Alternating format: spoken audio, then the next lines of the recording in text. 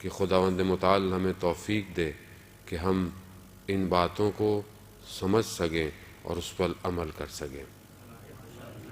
زندگی جس رفتار سے جا رہی ہے، آپ مجھ سے زیادہ بخوبی واقف ہیں کہ انسان کی عمر جو ہے وہ زندگی کی وہ کم ہوتی جا رہی ہے۔ انسان کی اب لمبی لمبی عمریں نہیں ہیں کہ آپ بولیں، اب بہت کم لوگ آپ کو نظر آئیں گے آپ کے اپنے فیملی میں۔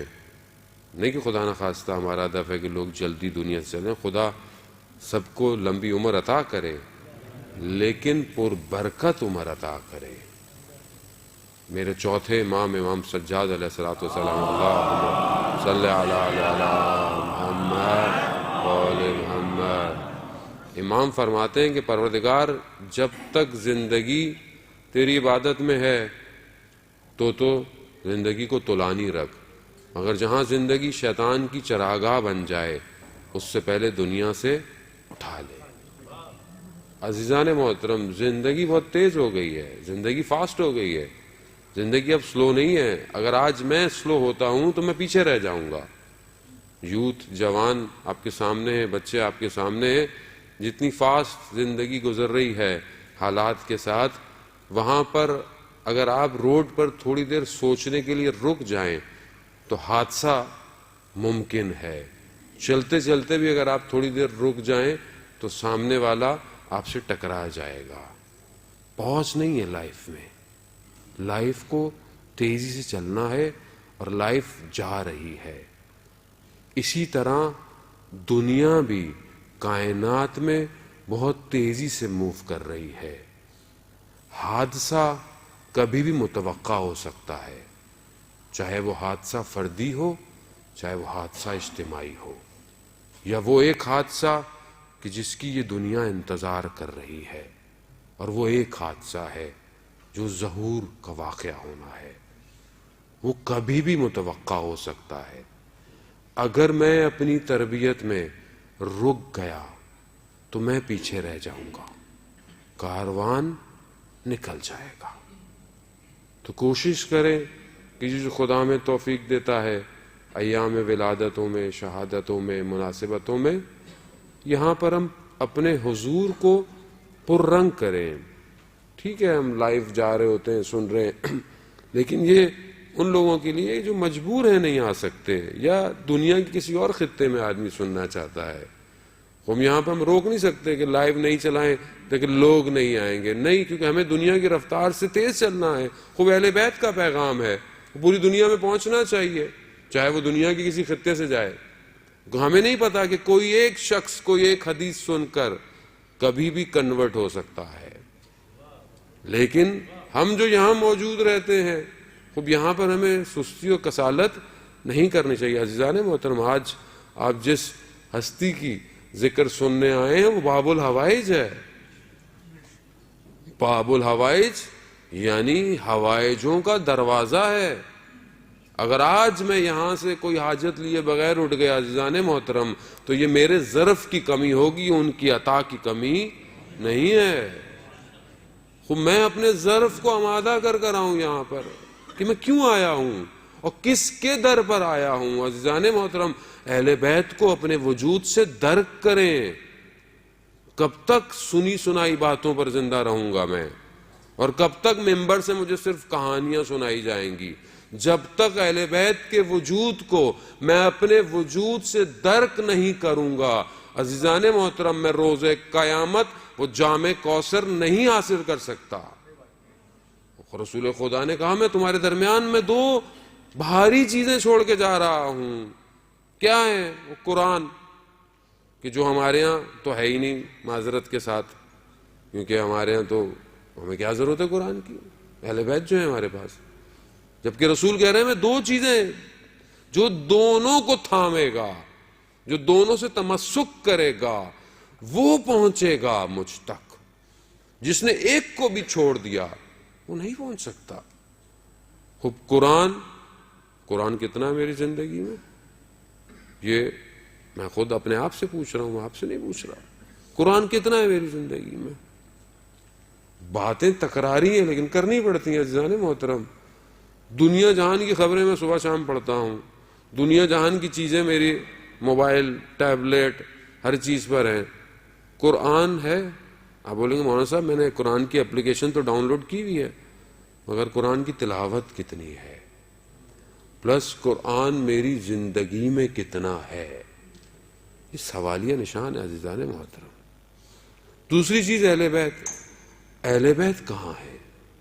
صرف مسجد میں، امام بارگاہ میں ہے اہل بیت، باقی کہاں ہے اہل بیت؟ میرے گھر میں اہل بیت کا کتنا ذکر ہے؟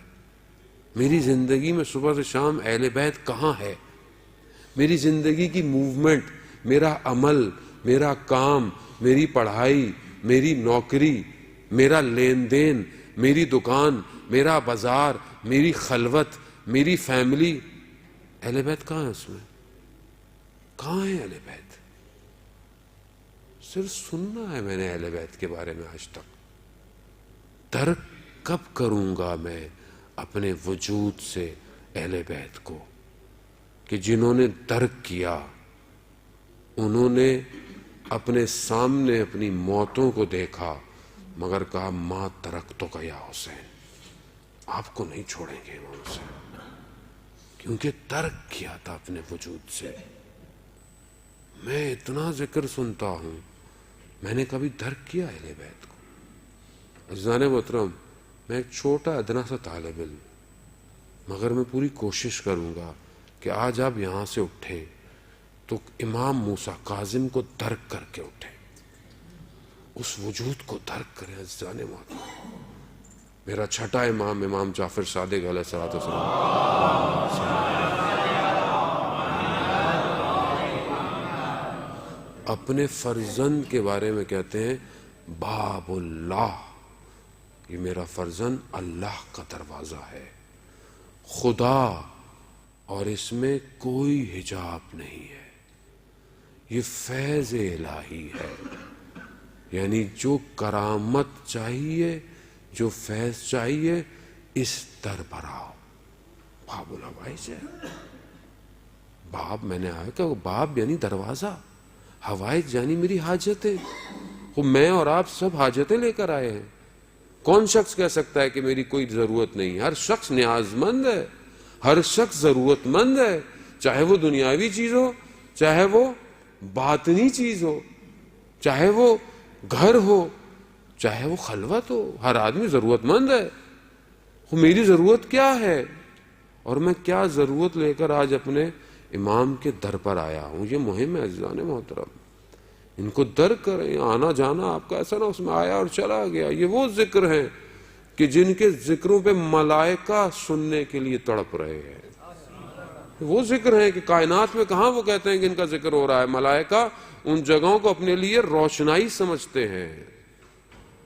یہ باتیں کوئی تخیلاتی نہیں ہیں عزیزان محترم، یہ وہ ہیں کہ جن کو پروردگار نے انتخاب کیا ہے کائنات میں۔ یہ چند ہستیاں ہیں کہ جن کے نور کو پروردگار نے ساری مخلوقات سے پہلے خلق کیا ہے۔ آپ معرفت دیکھیں اصحاب کی، کہ وقت نہیں ہے گفتگو کرنے کا، مگر یہ معرفت کے لیے کہ اہل بیت کیا ہیں اور ہمیں کس طرح اہل بیت سے بیہیو کرنا چاہیے، کس طرح ان سے گفتگو کرنی چاہیے، کس طرح انہیں اپنی زندگی میں شامل کرنا چاہیے۔ دیکھیں کربلا کے دن، اتنی سختی کا دن تھا، مگر حبیب ابن مظاہر نے امام حسین علیہ الصلوۃ والسلام سے درود بھیج دے، محمد وعلی اللہم صلی علی محمد۔ وہ وقت تھا کہ جہاں پر موت ہے سامنے، پتہ ہے کہ کیا ہونے والا ہے، وہاں پر کیا پوچھا؟ کہا مولا میں اپنی جان کی خوف سے آپ کو نہیں پوچھ رہا کہ میرے ساتھ کیا ہونے والا ہے، میں تو اپنی معرفت کے لیے آپ سے پوچھ رہا ہوں۔ اللہ اکبر، یعنی یہاں پہ آ چکی ہے زندگی، پھر بھی آخری وقت میں ان کی معرفت مانگ رہا ہے۔ تبھی تو حبیب کو سلام و عزیزان محترم، جو لوگ کربلا میں جب حبیب ابن مظاہر سے توسل کرتے ہیں تو ان کو ایک عطا الگ ہوتی ہے۔ بڑے بڑے علماء نے حبیب ابن مظاہر کی ان ذریعے سے توسل کر کر حوض علمیہ کم کی بنیادیں رکھی ہیں۔ حبیب نے کیا پوچھا؟ کہا مولا میں آپ سے اپنی معرفت کے لیے پوچھنا چاہتا ہوں کہ آپ جب اس دنیا میں نہیں آئے تھے تو کیا تھے؟ تو میرے مولا نے کہا دعائے زیارت جامع کبیرہ کے جملے بھی وہی ہیں کہ ہم جب اس دنیا میں نہیں آئے تھے تو ہم نور تھے، جعل اللہ نورا، خدا نے ہمیں نور قرار دیا اور عرش پہ عرضہ کیا، نور ہے۔ عزیزان یہ نور میری زندگی میں کہاں ہے؟ میں تو خوف میں ہوں، خوف، زندگی کا خوف، کام کے چھن جانے کا خوف، نوکری ختم ہو جانے کا خوف، میں تو اسی میں زندگی گزار رہا ہوں۔